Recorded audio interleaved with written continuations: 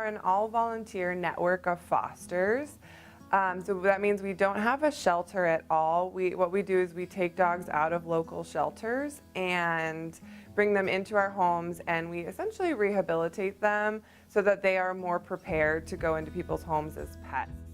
A shelter environment is very high stress. I've also volunteered at a local shelter, and I used to live in Pflugerville and volunteered there.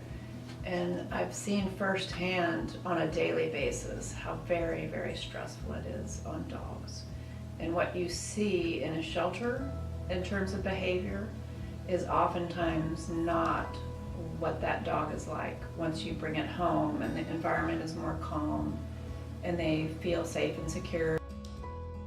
Yeah, I do. I think that they're better adjusted a lot of times because they've already lived in a home, and so they know they have some expectation for what home life looks like, especially dogs that have been in the shelter for a while. Sometimes that can be a tough transition.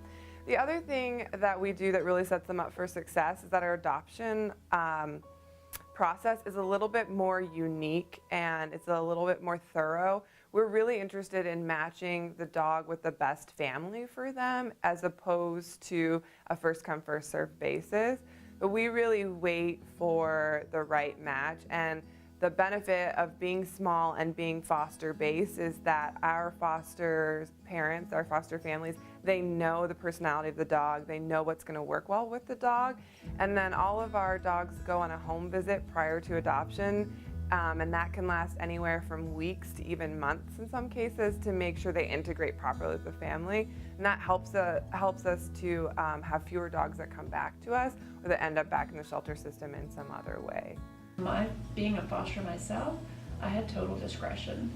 A lot of times I would look at an application and I might contact my foster sponsor, which was a board member, and talk about a concern I might have over an application, but it was always left to me.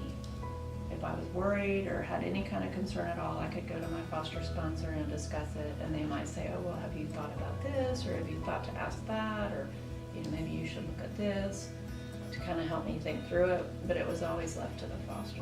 So moving forward, we're hoping to expand our influence and partner with more businesses in the community and get our message out there to continue not only rescuing homeless dogs, but we also want to start expanding into some education and getting people to have more awareness about spaying and neutering their pets, microchipping so their pets can be returned to them.